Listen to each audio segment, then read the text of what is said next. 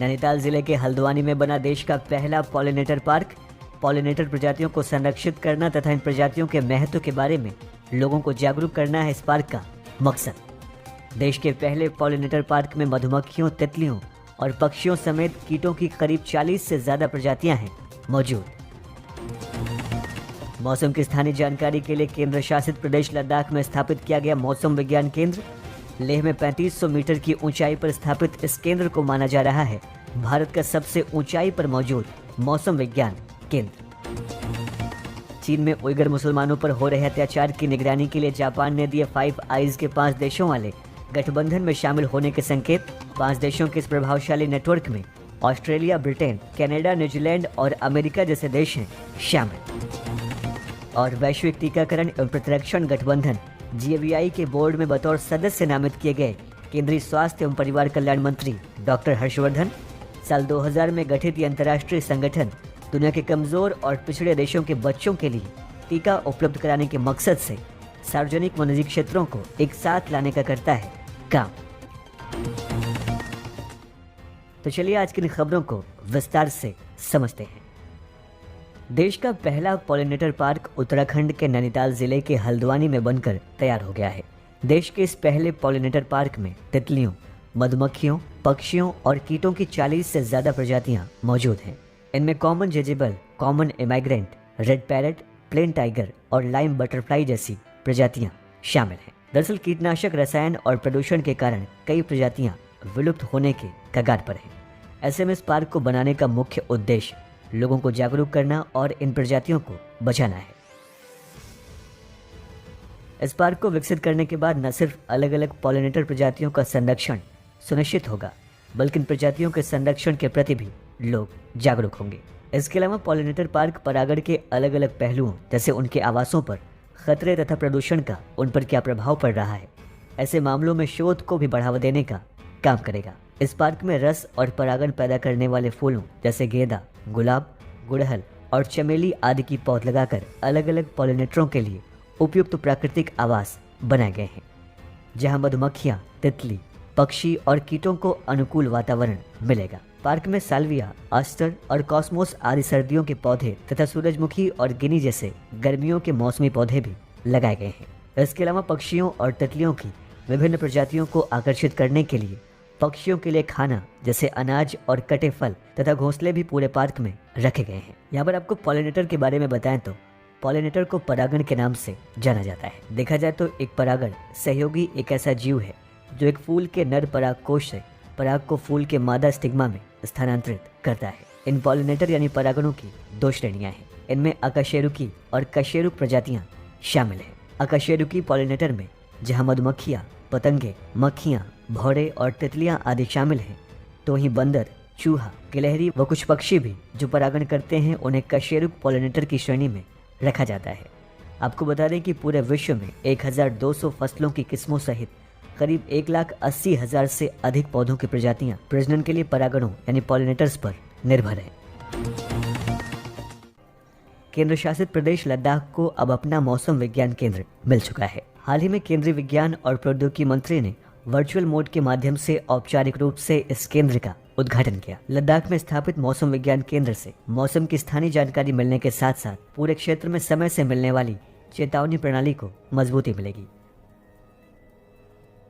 आपको बता दें कि ये केंद्र लद्दाख के दूरदराज के पहाड़ी इलाकों के लिए मौसम के पूर्वानुमानों को ट्रैक करने में भी मदद करेगा। लेह में स्थापित ये नया मौसम विज्ञान केंद्र 3500 मीटर की ऊंचाई पर मौजूद अब सबसे ऊंचाई वाला मौसम विज्ञान केंद्र माना जाएगा, जबकि इससे पहले अरुणाचल प्रदेश के ईटानगर में स्थित मौसम केंद्र को सबसे ऊंचाई पर बना केंद्र माना जाता था। मौसम विभाग के अनुसार जम्मू कश्मीर और लद्दाख के अलग अलग केंद्र शासित प्रदेश बनने के बाद दोनों के लिए मौसम विज्ञान केंद्र का अलग होना भी अनिवार्य था। इसलिए लेह में लद्दाख का अलग मौसम विज्ञान केंद्र स्थापित किया गया है। अब लद्दाख में भी बादल फटने और बर्फीले तूफान आदि गंभीर मौसमी उतार चढ़ाव के कारण समय से सूचना मिलने पर भविष्य में होने वाले जानमाल के नुकसान को रोका जा सकता है। जानकारों के अनुसार लेह का यह मौसम विज्ञान केंद्र देश में ही नहीं बल्कि विश्व के सबसे अत्याधुनिक उच्चतम मौसम केंद्रों में शामिल हो गया है। ये केंद्र रियल टाइम के आधार पर सभी प्रकार के मौसम और जलवायु संबंधी जानकारी प्रदान करेगा। यहाँ पर आपको भारतीय मौसम विज्ञान विभाग IMD के बारे में बताएं तो इसकी स्थापना साल 1875 में हुई थी। ये भारत सरकार के पृथ्वी विज्ञान मंत्रालय की एक एजेंसी है। ये मौसम संबंधी अवलोकन, मौसम पूर्वानुमान और भूकंप विज्ञान के लिए जिम्मेदार एक प्रमुख एजेंसी है। हाल ही में चीन में उइगर मुसलमानों पर हो रहे अत्याचार की निगरानी के लिए जापान ने 5 आइज के 5 देशों वाले गठबंधन में शामिल होने के संकेत दिए हैं। इससे पहले भी जापान ने चीन में उइगर मुसलमानों के बलपूर्वक बंदी बनाए जाने की जानकारी पिछले साल अमेरिका और ब्रिटेन जैसे देशों को उपलब्ध कराई थी। अमेरिका के साथ साथ ब्रिटेन ने भी चीन द्वारा उइगर मुसलमानों को शिनजियांग के नजरबंद शिविरों में कैद करने तथा उनका ब्रेन वॉश करने के खिलाफ चीन की काफी आलोचना की थी। उइगरों के खिलाफ मानवाधिकारों के उल्लंघन के विरोध में अमेरिका ने बीजिंग पर कई प्रतिबंध लगाए हैं, जिसमें चीनी अधिकारियों पर वीजा प्रतिबंध भी शामिल है। देखा जाए तो उत्तर कोरिया और चीन से बढ़ते खतरे को देखते हुए ये 5 मुल्क एक दूसरे के साथ संबंधित क्षेत्र की जानकारी साझा करते हैं। यहाँ पर आपको 5 आइज नाम के इस नेटवर्क के बारे में बताएं तो 5 आइज 5 देशों का एक प्रभावशाली नेटवर्क है। इसमें ऑस्ट्रेलिया, ब्रिटेन, कनाडा, न्यूजीलैंड और अमेरिका जैसे देश शामिल हैं। 5 आइज के तहत मौजूदा सभी 5 देश United kingdom, United states of America agreement, UK-USA समझौते से बंधे हुए हैं। इसके तहत सभी खुफिया जानकारी को साझा किया जाता है। 5 आइज नेटवर्क की शुरुआत को समझें तो ये दूसरे विश्व युद्ध के बाद अमेरिका और रूस में शुरू हुए शीत युद्ध के बाद सामने आया था। अमेरिका में आतंकी हमला होने के बाद उसके आतंकवाद के खिलाफ युद्ध में उतरने के बाद इस गठबंधन के फैलाव की बातें सामने आई थीं। उस वक्त भी इस बात पर बल दिया गया था कि आतंक से लड़ाई में अपनी खुफिया जानकारी को बढ़ाने के लिए इस गठबंधन में कुछ अन्य देशों को शामिल किया जाना चाहिए। साल 1948 में कनाडा तथा साल 1956 में ऑस्ट्रेलिया और न्यूजीलैंड इस गठबंधन में शामिल हुए थे। हाल ही में केंद्रीय स्वास्थ्य एवं परिवार कल्याण मंत्री डॉक्टर हर्षवर्धन को टीका और प्रतिरक्षा के लिए गठित वैश्विक गठबंधन, वैश्विक टीकाकरण एवं प्रतिरक्षण गठबंधन GAVI के बोर्ड में बतौर सदस्य नामित किया गया है। बताया जा रहा है कि डॉक्टर हर्षवर्धन टीका और प्रतिरक्षा के लिए गठित वैश्विक गठबंधन GAVI बोर्ड में दक्षिण पूर्व क्षेत्र क्षेत्रीय कार्यालय या फिर पश्चिमी प्रशांत क्षेत्रीय कार्यालय निर्वाचन क्षेत्र का प्रतिनिधित्व करेंगे। आपको बता दें कि टीका और प्रतिरक्षा के लिए गठित वैश्विक गठबंधन बोर्ड यानी वैश्विक टीकाकरण एवं प्रतिरक्षण गठबंधन GAVI रणनीतिक दिशा एवं नीति निर्माण के लिए जिम्मेदार है। ये टीका गठबंधन के संचालनों और कार्यक्रमों के कार्यान्वयन की निगरानी भी करता है। साथ ही कई साझेदार संगठनों और निजी क्षेत्रों के विशेषज्ञों सहित ये संतुलित रणनीतिक निर्णय लेने, नवाचार और सहयोगात्मक साझेदारी के लिए भी एक मंच उपलब्ध कराता है। आपको बता दें कि इस संगठन का गठन साल 2000 में किया गया था और एक अंतर्राष्ट्रीय संगठन है। ये विश्व के कमज़ोर और पिछड़े देशों के बच्चों के लिए नए तथा उपयुक्त टीकों को उपलब्ध कराने के लिए समान लक्ष्यों वाले सार्वजनिक और निजी क्षेत्रों को एक साथ लाता है। ये विकासशील देशों और अनुदान देने वाली सरकारी, विश्व स्वास्थ्य संगठन, यूनिसेफ, विश्व बैंक, औद्योगिक और विकासशील देशों के वैक्सीन उद्यमियों, अनुसंधान और तकनीकी एजेंसियों के अलावा नागरिक समाज, bill and Melinda Gates foundation और अन्य निजी समाजसेवी व्यक्तियों को एक मंच पर इकट्ठा करता है।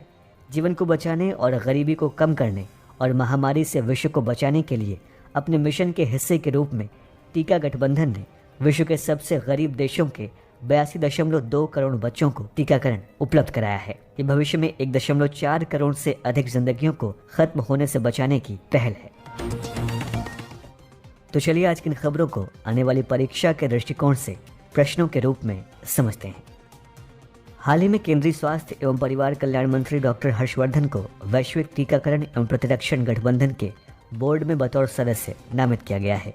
इस संदर्भ में निम्नलिखित कथनों पर विचार करें। इसका गठन साल 2000 में किया गया था।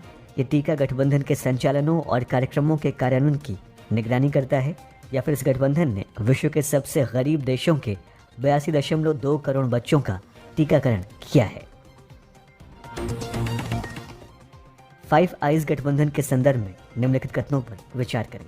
इसमें ऑस्ट्रेलिया, ब्रिटेन, कनाडा, न्यूजीलैंड और अमेरिका शामिल है। इस गठबंधन में ऑस्ट्रेलिया साल 1948 में शामिल हुआ था, या फिर इसके तहत सभी खुफिया जानकारी को साझा किया जाता है। और आज के अंतिम प्रश्न के रूप में हाल ही में केंद्र शासित प्रदेश लद्दाख को अब अपना मौसम विज्ञान केंद्र मिल गया है। इसके संदर्भ में निम्नलिखित कथनों पर विचार करें। इस मौसम विज्ञान केंद्र की ऊंचाई समुद्र तल से 3500 मीटर है, या फिर भारतीय मौसम विज्ञान विभाग की स्थापना साल 1870 में हुई थी।